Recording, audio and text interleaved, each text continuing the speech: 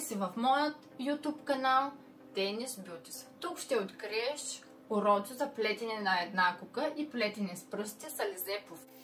Какво ще ви е нужно, за да си изплетете тази мандала? Прежда, аз ще използвам прежда Yard Art Jeans. Това е прежда, която е 55% памук и 45% акрил.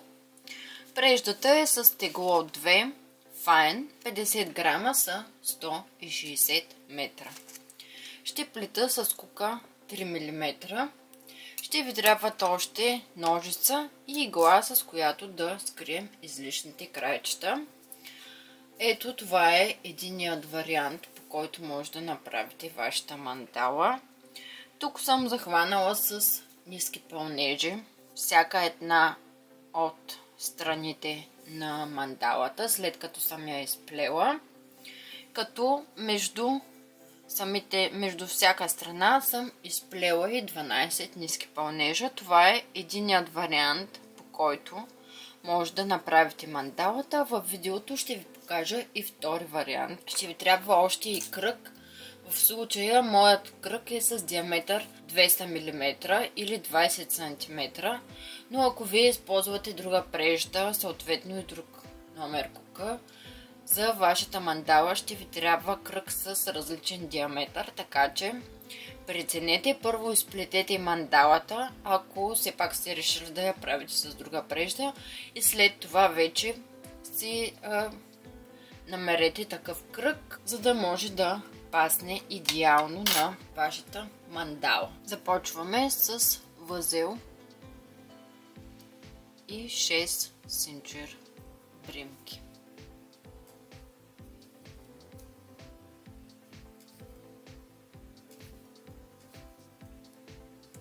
Залепена бримка в първата, за да се образува кръг. И в този кръг ще изплетем 20 високи пълнежа. Започвам с 2 синджир бримки, които играят ролята на първи висок пълнеж.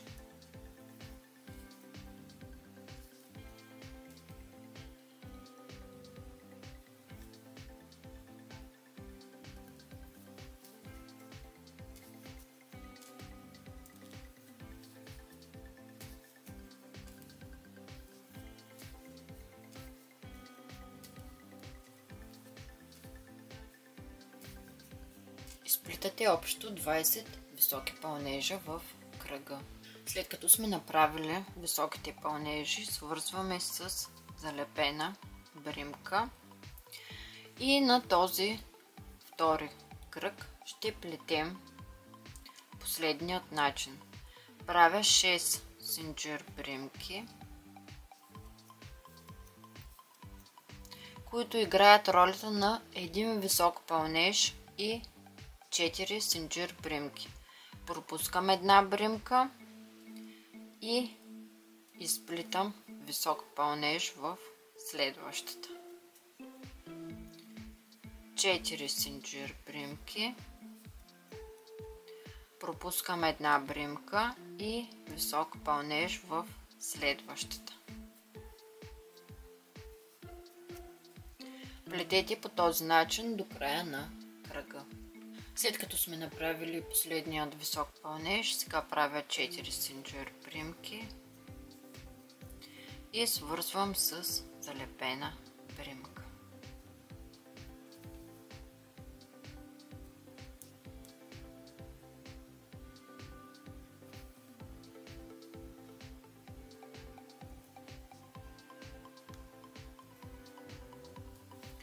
Ето това трябва да представлява вашата мандала на вторият кръг. Продължаваме с 2 синджир бримки за първи висок пълнеж. И тук във всяко пространство от 4 синджир бримки ще изплитаме 5 високи пълнежа.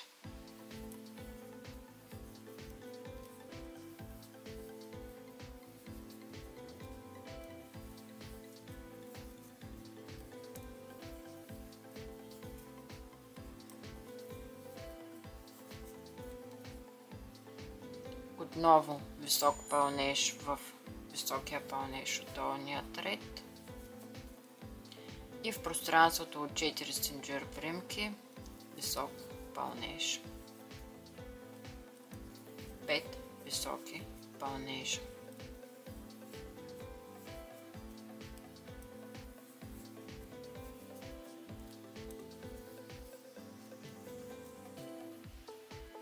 Плетете по този начин до края на кръга и свързвате с залепена бримка. Много ще се радвам да ме подкрепиш, като се абонираш за канала ми с камбанка, за да получаваш известие всеки път, когато кача ново видео. Продължаваме на четвъртият кръг по следният начин.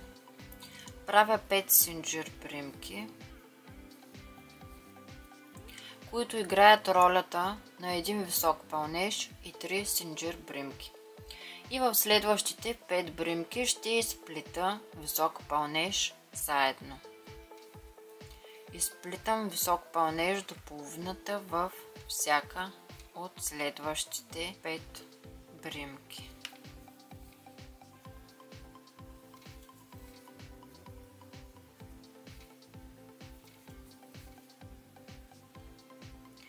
И сега на куката трябва да имате общо 6 бримки. Изплитам всички бримки заедно. Правя 3 синджир бримки и висок пълнеж в следващият висок пълнеж. Повтаряте тази комбинация от бримки по целият кръг. Висок пълнеж, 3 синджир бримки, 5 високи пълнежа заедно, 3 синджир бримки и висок пълнеж. Следите дали работите правилно по високите пълнежи от долния ред. Високият пълнеж на този ред трябва да ви се пада точно над високият пълнеж от долния ред. 3 синджир бримки и започвам да плета заедно бримките, които изплетохме в пространството от 4 синджир бримки.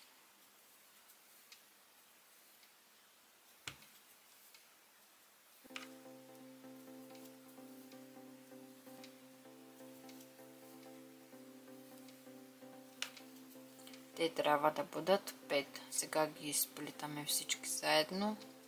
3 синджир бримки. И отново високият пълнеж трябва да ви се пада в високият пълнеж от долният ред. Плетете по този начин до края на кръга и свързвате с залепена бримка. Повече информация за плетенето на една кука и плетенето с пръсти можеш да откриеш на сайта ми, който е блог за плетене. Там ще намериш безплатни схеми, интересни, любопитни и полезни факти за плетенето на една кука. Ще ти разкажа повече за преждите, как да избереш подходяща прежда и кука и материали за твоят проект. Започвам на петият кръг по следният начин.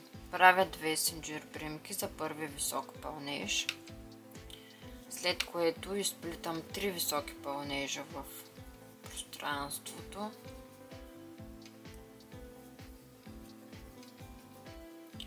Висок пълнеж в следващите 2 бримки.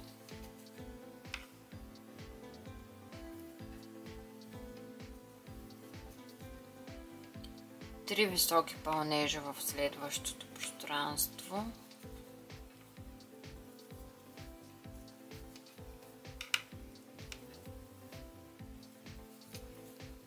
И висок пълнеж в високият пълнеж от долният ред. Плетете тази комбинация до края на кръга. 3 високи пълнежа в пространството.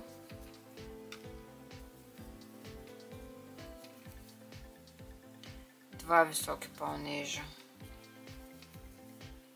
в следващите бримки.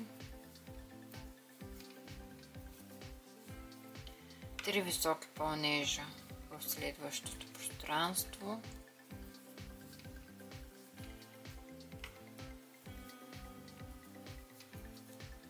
И висок пълнеж в високия пълнеж от долният ред.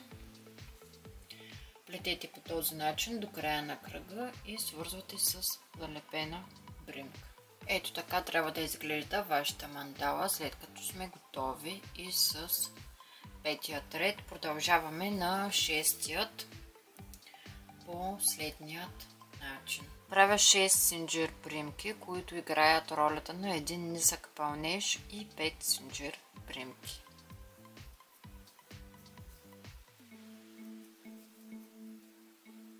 Пропускам 2 бримки и в третата изплитам нисък пълнеж. 1, 2 и в третата изплитам нисък пълнеж. Правя 5 синджир примки.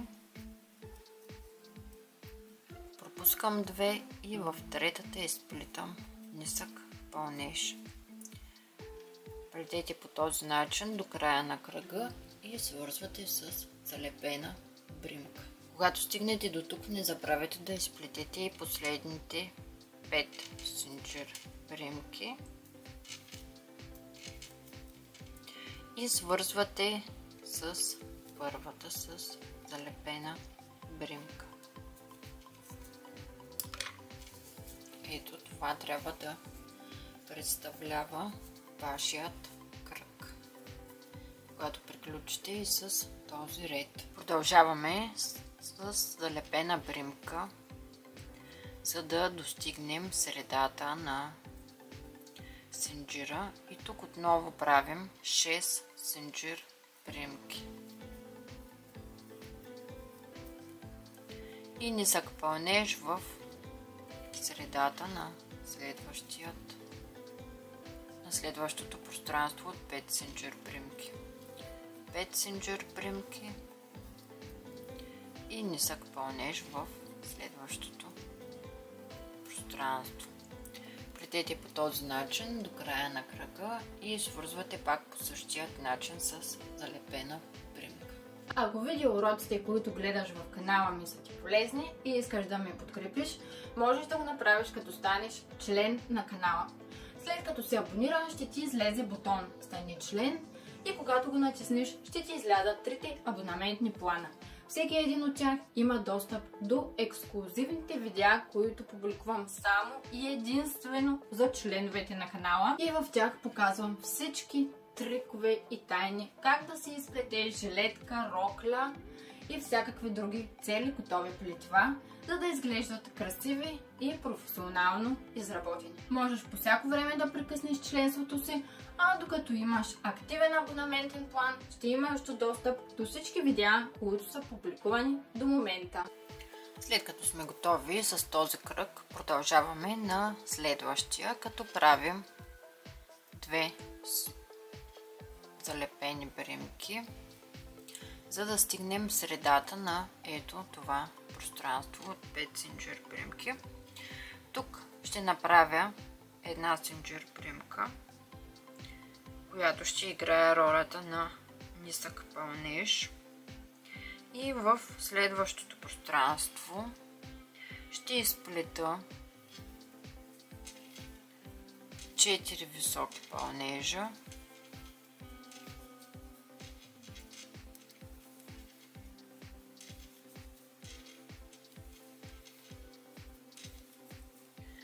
три синджир бримки и 4 високи пълнежа в същото пространство.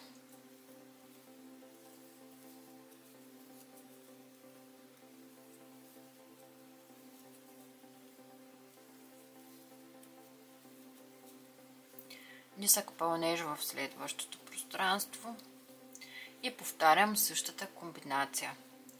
4 високи пълнежа в следващото пространство,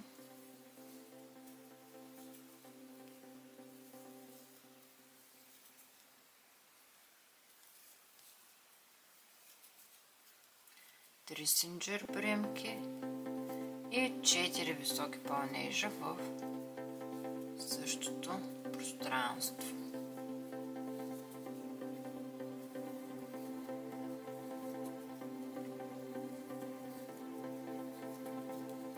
и нисък пълнеж в следващото пространство от 5 синджир примки. Плетете по този начин до края на кръга и свързвате с залепена примка.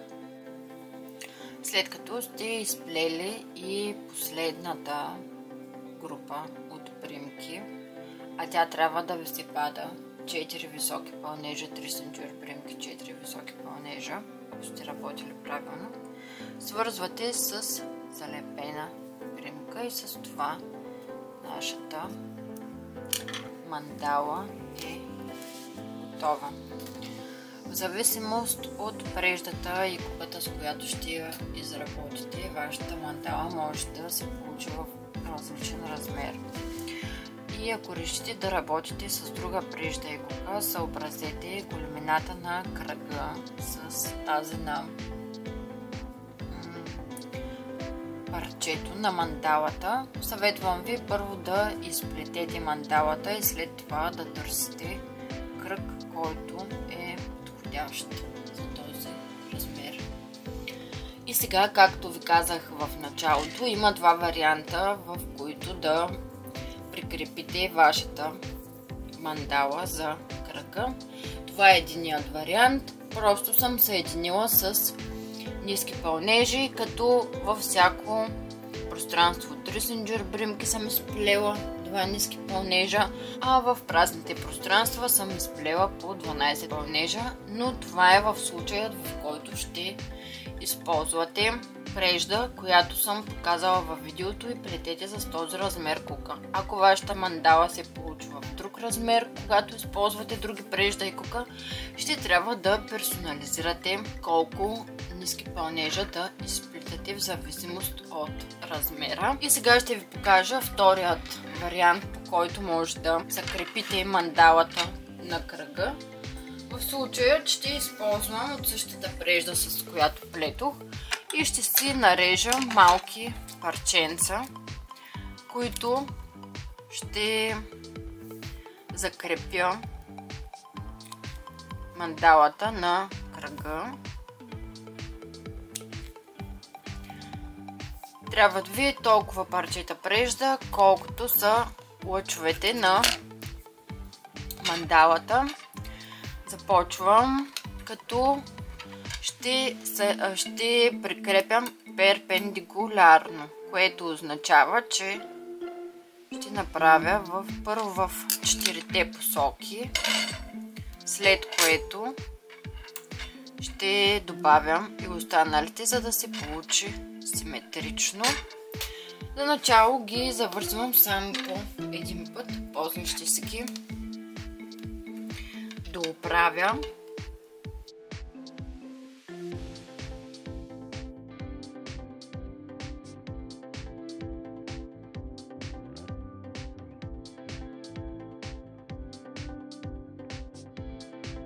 И по същия начин закрепяте всеки лъч от мандалата за кръга. След като сме съединили всички лъчи, сега хубаво се стягаме. Може да се направим по още 1-2 възела, желателно е. И изрязваме излишните краечета. Може да ги оставите от едната страна.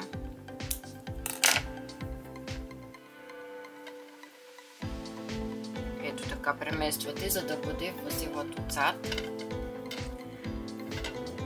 Може да ги оставите половината, които ще бъдат от долната страна, и да си висят като ресни. Може да добавите и още, но аз в моят случай няма да го правя. И така аз ще изрежа всички краечета на възлите и ще направя по още няколко възела, за да е здраво закрепен. Ето я и почти готовата мандала. Сега ще ви покажа как ще направим синджирчето. Тук синджирчето съм го изплела с 2 конеца, просто с синджир примки. Смесила съм 2 цвята, червено и бяло. Ако правите едноцветна мандала, ето и как да направите вашата връзка за закрепване на мандалата. Изплитате си синджир бримки с дължината, която желаете. Може да оставите така синджира, но аз ще си изплита допълнително и един ред от залепени бримки. След като сте си направили синджира, в моя случай той е около 30 см. Сега изплитам във всяка бримка залепена бримка.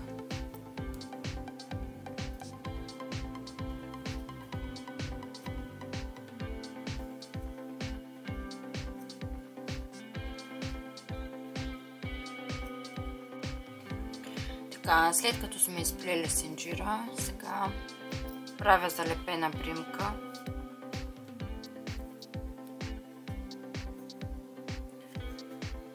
За да свържа и прекъсвам конеца. Скривате после кончетата и поставяте ето по този начин.